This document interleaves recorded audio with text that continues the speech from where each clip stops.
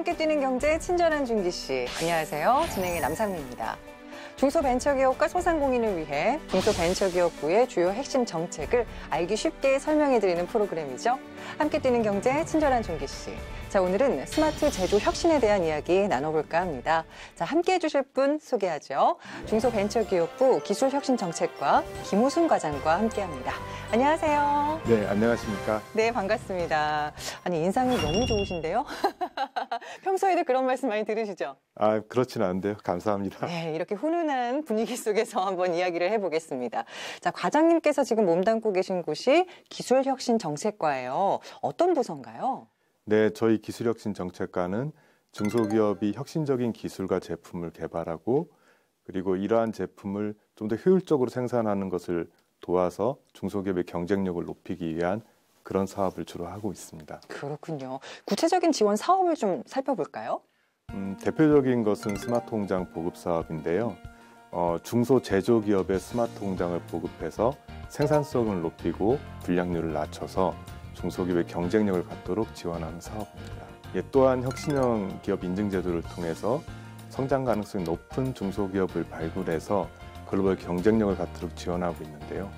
기술혁신형 중소기업 같은 경우에는 작년 말 현재 약 18,000여 개, 그리고 경영혁신형 중소기업 같은 경우에는 17,000여 개 중소기업을 발굴해서 지원하고 있습니다. 그 기술혁신정책과의 핵심 정책 중에 하나가 스마트 제조 혁신인데요. 이 얘기를 좀 해볼게요. 어떤 내용인가요? 이에 스마트 제조 혁신은 우리 제조업의 경쟁력을 높이기 위한 국가 차원의 비전이라고 보면 되는데요. 네. 기존의 이제 기업 단위의 스마트화 정책을 넘어서 기업들이 모여 있는 산단을 스마트화하고 그리고 우리 근로자들이 근무하고 있는 일터를 좀 더 쾌적하고 안전하게 해서 일터를 혁신하는 것을 주요 내용으로 하고 있습니다. 그만큼 중기부의 주력 사업이라고 말할 수도 있을 것 같은데 이렇게 중요하게 여기는 까닭이 뭘까요? 저희가 작년 말까지 약 7,800여 개 스마트 공장을 보급했습니다. 이런 스마트 공장을 도입한 기업을 살펴보면 생산성이 약 30% 증가했고 그리고 불량률도 약 45% 감소했습니다. 게다가 이러한 성과를 바탕으로 경쟁력이 높아지면서 매출이 증가해서 고용도 약 2.2명 정도 그렇게 증가를 했습니다. 네, 글로벌 시장에서도 스마트 공장이 좀 쭉 유지가 되어야 한다는 것이죠? 네, 그렇습니다. 네, 그야말로 불량률은 줄이고 생산성을 높이는 똑똑한 공장. 예, 맞네요. 자, 실제로 이 스마트 공장을 활용해서 이미 세계 최고의 노동 생산성을 확보하고 있는 나라도 있다면서요? 대표적으로 독일을 들 수 있는데요. 스마트 공장을 통해서 좀 더 적게 일하고 좀 더 높은 노동 생산성을 유지하고 있고요. 우리나라는 아직 좀 부족하지만 우리도 노동 생산성을 높이기 위해서 많은 노력을 하고 있고 그 중심에 스마트 공장이 있습니다. 사실 우리나라도 이 제조 강국에 잠재력이 딱 있는 나라 아닙니까? 네, 그렇습니다. 네. 우리나라는 여러 면에서 그런 잠재력이 있는데요. 특히 스마트 공장을 이미 구축한 경험과 기술 그리고 인력을 확보한 글로벌 수준의 대기업이 있고 그리고 그 저변 넓은 중소기업이 있습니다. 또한 스마트 공장을 구축하기 위해서는 ICT 기술이 무엇보다도 중요한데요. 그렇죠. 잘 아시다시피 ICT 기술은 우리나라가 세계 최고 수준입니다. 맞아요. 그리고 잘 모르시는 분들도 있는데 로봇 보급률이 세계 1위입니다. 네. 스마트 공장을 보급하기 위해서는 로봇이나 이런 자동화 설비로부터 다양한 데이터가 올라와야 되는데 우리는 그런 면에서 되게 장점이 있습니다. 네. 그리고 인력 측면에서는 우리나라 교육열은 말씀드릴 필요도 없을 정도로. 그럼요. 네. 그럼 그간의 노력들로 인해서 주요 결실들이 있을 것 같은데요. 주요 성과를 좀 짚어볼까요? 네, 저희들이 성과라고 두 가지 정도를 크게 생각하고 있는데요. 네. 첫 번째는 상생 스마트 공장을 도입해서 대기업의 경험과 노하우가 중소기업으로 확산될 수 있는 통로를 마련했다는 점을 자랑하고 있습니다. 네. 삼성과 현대 등 대기업이 실제로 중소기업의 스마트 공장 구축을 위해서 자금을 출연하고 그렇죠. 경험 많은 인력들을 파견해서 멘토로 활용하고 있습니다. 두 번째로는 지역 중심으로 스마트 공장을 보급하고 있는데요. 저희들은 단순히 스마트 공장 보급만을 생각했는데 지역 중심으로 보급 체계를 구축하니까 경남이나 충남 또는 경북 같은 경우에 스마트 공장을 구축하기 위한 전략도 수립하고 별도로 예산을 확보해서 지역 중소기업을 지원하는 등 지역 중심으로 자발적인 스마트 통장을 확산하기 위한 그런 분위기가 마련되고 있습니다. 네, 아마 많은 분들이 궁금해하실 거예요. 스마트 공장을 진짜 구축을 해서 어떤 변화가 생겼을까? 그래서 저희가 그 실제로 스마트 공장을 도입해서 변화가 생긴 현장 기업을 다녀왔습니다. 화면으로 한번 확인해 보실까요? 경기도 시흥시에 자리한 한 중소기업. 이곳은 30년 넘게 고압력 밸브와 중장비 정밀 유압 부품을 생산하고 있는 제조 전문 기업입니다. 납품이 아니라 자체 브랜드로 제품을 생산, 세계 유수의 제조사들과 경쟁하고 있는데요. 창업 초기부터 기술력과 생산 능력으로 다수의 국내 거래처를 확보해왔고 2003년부터 미국 거래처에 대량 납품을 하며 성장의 발판을 다졌습니다. 제품이 아무리 좋을지라도 표준화가 안 될 뿐만 아니라 품질 개선 그리고 여러 가지 생산성이나 모든 게 저하돼서 표준화 작업을 했던 겁니다.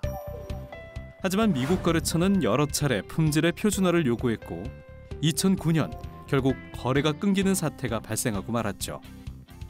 더 높은 생산 관리가 필요하다고 판단한 대표는 업그레이드된 설비를 구축하고 고민 없이 스마트 공장 구축을 추진했습니다. 생산 관리 시스템을 통해 수주부터 제품 출고까지의 모든 과정을 데이터베이스화하고 효과적인 작업 지시와 품질 관리, 설비 보전 등이 가능하도록 했는데요. 업무 효율이 많이 올라갔으며 업무 표준화 및 규격화가 많이 됐습니다. 그래서 초보자들도 쉽게 할 수 있는 게 스마트 시스템 같습니다. 바뀐 시스템에 맞게 공정과 설비도 효율적으로 바꾸었습니다. 결과는 대성공. 그래서 스마트 공장을 추진한 다음에 2년이 흘러서 수출 물량도 늘었고 다시 고객이 다시 찾아왔기 때문에 이 회사가 존재의 가치가 있었고 앞으로 비전이 있다고 판단이 됩니다. 스마트 공장을 도입한 지 불과 3년 만에 수출액이 25배가량 뛰었고 제조 원가를 연간 30% 이상 낮추는 성과를 올리게 됐죠. 직원 수 30여 명인 이 회사의 지난해 매출은 80억 원. 생산 관리 시스템의 업그레이드를 위한 기업의 투자와 관심은 지금도 현재 진행형입니다. 스마트 팩토리는 꼭 필요한 거고 소기업 별도로 어떤 지원들이 있었으면 좋겠습니다. 네, 이렇게 위기를 기회로 삼는 기업들이 많아졌으면 좋겠습니다. 자, 그럼 구체적인 추진 계획을 한번 알아보도록 하겠습니다. 자, 어떤 계획이 있죠? 네, 저희들은 스마트 공장 구축을 원하는 모든 기업한테 스마트 공장을 구축을 지원하겠다는 계획을 가지고 있습니다. 우리나라 10인 이상 중소제조기업이 약 6만 7천 개인데요. 그중에 50%인 3만 개 중소기업을 2022년까지 스마트 공장 구축을 지원할 계획입니다. 네.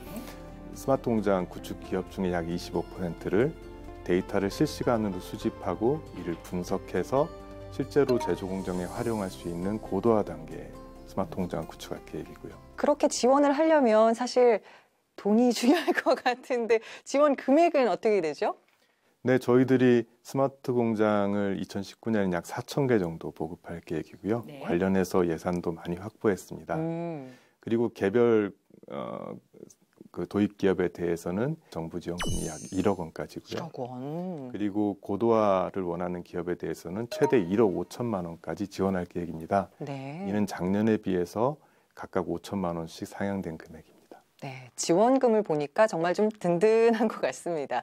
자, 그러면 그 예산을 바탕으로 구체적인 어떤 지원들이 들어가게 되는 건가요? 네, 저희 사업은 제품을 설계하고 그러한 제품을 생산하기 위한 공정을 개선하기 위한 스마트 공장 솔루션을 지원하고 있고요. 네. 또한 그러한 솔루션과 연계된 자동화 기기나 센서 이런 것들도 같이 지원하고 있습니다. 그런데 이렇게 자동화 공장이 되면 혹시 내 일자리가 없어지는 건 아니냐 이렇게 걱정도 나오고 있는 것 같은데 그건 어떻습니까? 네, 실제로 일반 근로자분들뿐만 아니고 전문가분들도 사실 많은 우려를 하시는 분들이 있습니다. 근데 저희들이 지금까지 스마트 공장 구축한 기업들에 대해서 전수조사를 한 결과 실제로는 기업당 평균 한 2.2명 정도 그 고용도 증가했고 네. 그리고 관련돼서 산업재해도 약 22% 정도 감소했습니다. 산업재해가 줄어든 것도 굉장히 큰 의미네요. 네, 저희들은 굉장히 크게 생각하고 있습니다. 그렇습니다. 생산율은 높이고 또 일자리까지 늘어나니까 정말 일거양득의 효과를 보는 것 같습니다. 네, 이렇게 대화를 나누다 보니까 벌써 마칠 시간이 됐습니다. 어떻게 함께 하신 소감 어떠세요? 네, 사실 이런 기회를 통해서 저희들이 중소기업의 스마트 제조 혁신을 위해서 다양한 정책을 만들고 핀 것을 국민들한테 알릴 수 있어서 되게 기쁘고 뿌듯합니다. 네. 개인적으로는 많이 떨리긴 했지만 다음부터는 더 잘할 수 있을 것 같고요. 네. 이런 자리를 마련해 주셔서 감사합니다. 아유, 저희가 더 감사드리죠. 자, 앞으로 계획이나 각오도 한 말씀 해주실까요? 저희 중소벤처기업부는 지난 1년 동안 우리나라 제조업의 혁신을 위해서 사실 2번의 대책을 발표하고 나름 열심히 했는데요. 저희들은 항상 우리 중소기업이 우리 제조업의 중추고 우리 혁신 성장의 중심이라고 생각합니다. 올해에는 스마트 제조 혁신을 통해서 우리 중소기업인 모두의 가정에 행복이 플러스 됐으면 좋겠습니다.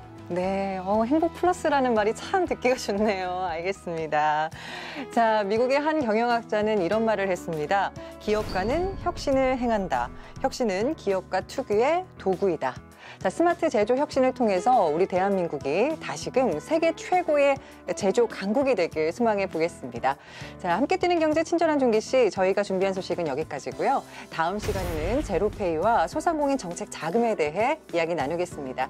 끝까지 함께 해주신 여러분 고맙습니다.